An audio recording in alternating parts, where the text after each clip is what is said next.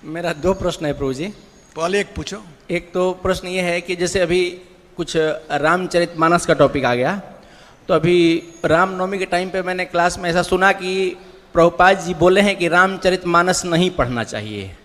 तो ऐसा उसमें क्या चीज़ है जिसकी वजह से प्रभुपाद जी मना किया कि रामचरितमानस क्यों नहीं पढ़ना चाहिए? वो लोग बोलते हैं वो प्रमाणिक नहीं है। मैं इसके विषय में ज़्यादा बात नहीं करूँगा, लेकिन इतना मैं जानता हूँ कि प्रभुपाद जी तुलसीदास को कई एक बार कोट किए हैं और तुलसीदास का नाम भी कई एक बार आया। फोलियो में आप देखोगे तो कितने बार आया हुआ है। मेन चीज़ ये है कि रामचरितमानस में 7 या 8 अलग अलग भाषाओं का समावेश है। उर्दू, फारसी, हिंदी, भोजपुरी, मैथिली इत्यादि। एक ही शब्द के अलग अलग अर्थ हो जाते हैं। लोग जिसको लोग समझ नहीं पाते हैं, तो माथापेची कौन करने जाए, कहे मत समझो, उसको मत पढ़ो। वाल्मीकि रामायण सबका आधार है। यदि आपके पास समुद्र है तो कुएं के पास जाने की क्या जरूरत है? तो आपके पास वाल्मीकि रामायण जो है वो ओरिजिनल है। ठीक प्रभुपाद जी वैसे ही कहे कि भक्तों को राधा कुंड में स्नान नहीं करना चाहिए। इसका मतलब क्या हुआ?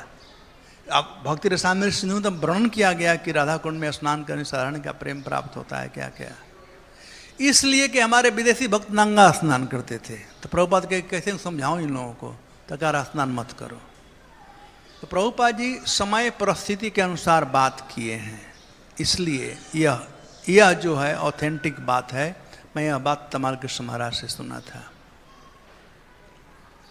लेकिन कहीं कहीं प्रभुपाद ये भी कहें कि वो मानस है, रामचरित मानस। मानस का मतलब मेंटल स्पेकुलेशन, राइट? यही प्रभुपाद का है ना।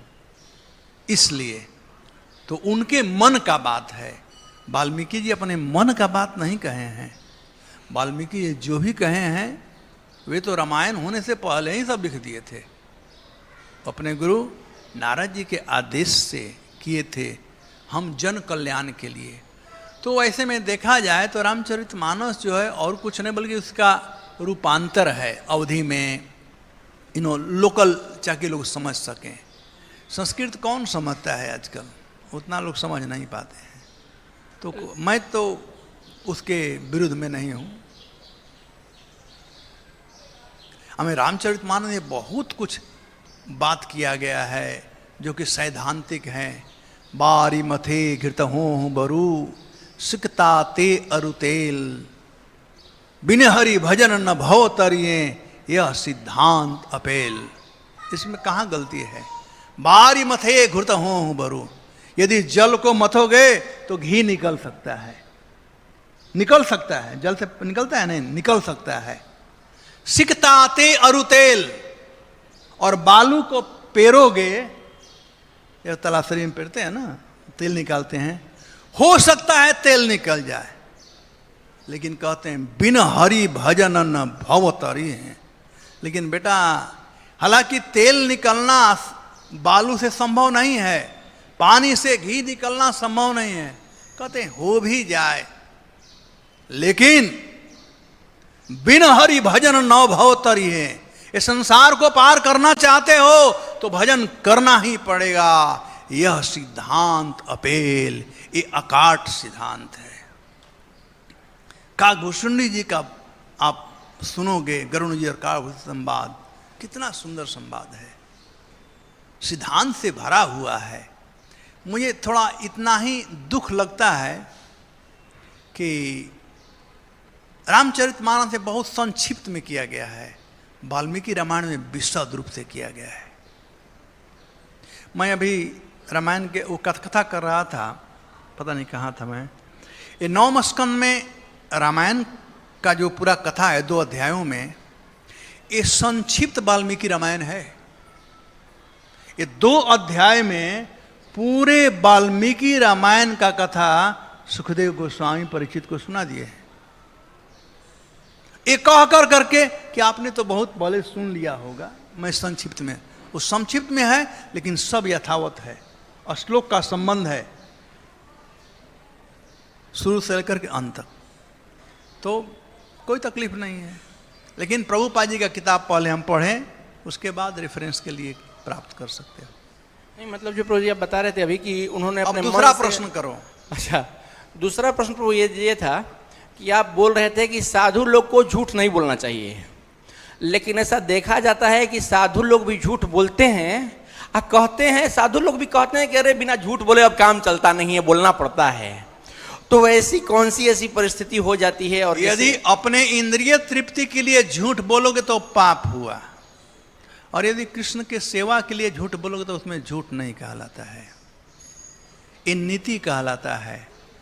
5 जगहों पर झूठ बोल सकते हो, हैं? स्त्री सु नरम विवाहे च प्राण संकटे वृत्यार्थे, ये सब इसे नीति शास्त्र कहता है, शास्त्र कहता है। लेकिन ये भी संसारिक है, संसार के लिए है। भक्तों के लिए झूठ भगवान की सेवा के लिए, जैसे सनातन गोस्वामी वो भागवतम पढ़ रहे थे और कहे कि मैं बीमार हूं, तो कोई कह सकता ना झूठ बोल रहे हैं। झूठ बोलना और सत्य न बोलना दोनों में अंतर होता है। उदाहरण के लिए, आपके बैंक में पैसा है और आपका छोटा, आपके नहीं, आप तो ब्रह्मचारी हो, कोई गृहस्थ है, उसके बैंक में पैसा है और बेटा कहे पिताजी आपके बैंक में कितना पैसा है, तो बाप क्या कहेगा? बेटा कुछ भी नहीं है। इसका मतलब क्या झूठ बोल रहा है? वो झूठ नहीं बोल रहा है, वो बेटा को बताना नहीं चाहता है। तो झूठ बोलना या सत्य नहीं बोलना में अंतर होता है। तो पहले सीखना पड़ेगा, समझना पड़ेगा कि वो सत्य बोल रहा है। किसी को, हम लोग तो बड़ा फेमस हो गया है ना, कहते हैं यू आर लायर, तू झूठ बोलता है। हम सीधे बोलते तू झूठ बोलता है, बिना समझे ही। आजकल जमाना बड़ा खराब हो गया है। एक मैं कथानक कहकर बंद करूंगा। आजकल जमाना हो गया है परसेप्शन का। परसेप्शन और रियलिटी में अंतर होता है।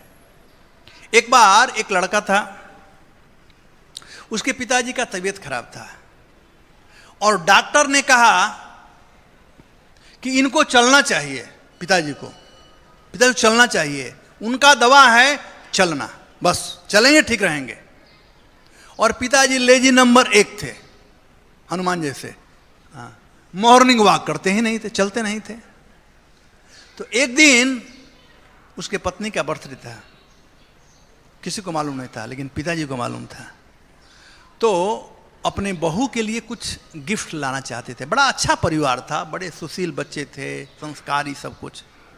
तो बेटा ने कहा कि, बाप ने कहा कि बेटा कुछ पैसा जो, मुझे बाजार जाना है कुछ सामान लाने के लिए। बेटा कंप्यूटर पर काम कर रहा था, वो झिझक गया, कहा कि आप नहीं जा सकते हो क्या? आप जाओ बैंक से पैसा निकाल लो।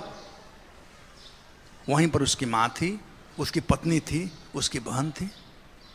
कहा बैंक से पैसा निकाल लो।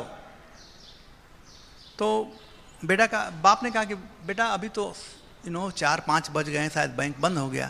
तो कहा उससे क्या हुआ है, जाओ एटीएम से पैसा निकाल कर आओ, जाओ एटीएम से निकाल कर आओ। तो बाप बेचारा करे क्या, अब गया एटीएम से पैसा निकाला, बाजार, यहाँ पैदल गया एटीएम, पैसा निकाला, वहाँ से बाजार भी एटीएम गया, बाजार भी पैदल गया और सामान खरीद करके लेकर के पैदल आया भी। अब इधर घर में तो तूफान मचा हुआ है, माँ लगी रोने कि सब बाप का कमाई है, बेटा पैसा नहीं दे पा रहा है। अरे हमारे सामने तो पिताजी को पैसा नहीं दे रहे हैं, उनका ही सब पैसा है। जब सब लोगों का उल्हाना सुन लिया बेचारा, तो कहा तुम लोग शांत रहो। ऐसा बात नहीं है कि मैं पिताजी को प्यार नहीं करता हूँ, मैं भी प्यार करता हूँ। ये मैं केवल प्यार अपना दर्शाया हूँ जो तुम लोग दर्शा नहीं सकती हो। क्या समझते, मुझे दुख नहीं लगा? लेकिन याद करो डॉक्टर क्या बोला था, पिताजी का दवा क्या है? पैदल चलना, यही ना। यदि मैं पैसा दे दिया होता तो टैक्सी से वो चले गए बाजार, सामान खरीद कर आते, पैदल जाते नहीं। तब तक से बाप आ गया और कहा कि बेटा मैं एटीएम ही पैदल गया, वहाँ से बाजार भी पैदल गया और सामान खरीद करके पैदल ही आया हूँ। धन्यवाद मेरे प्रिय पुत्र, तू सही में मुझे प्यार करता है और अपने बेटे को खूब गलवाही दिया बाप ने। बाप समझ गया, लेकिन माँ बहन सब नहीं समझ गई। तो देख सकते हो, रियलिटी कुछ और है, परसेप्शन कुछ और बन रहा है। परसेप्शन उसकी माँ, पत्नी और बहन, एक नालायक बेटा हो गया, बाप को पैसा नहीं दे रहा है, परसेप्शन यह है। लेकिन रियलिटी क्या है कि वो चाहता था कि बाप कुछ चले पैदल ताकि उसका स्वास्थ्य ठीक रहे। तो हम लोगों को पहले रियलिटी जानना चाहिए, ये ठप्पा मारने से पहले कि वो झूठ बोल रहा है।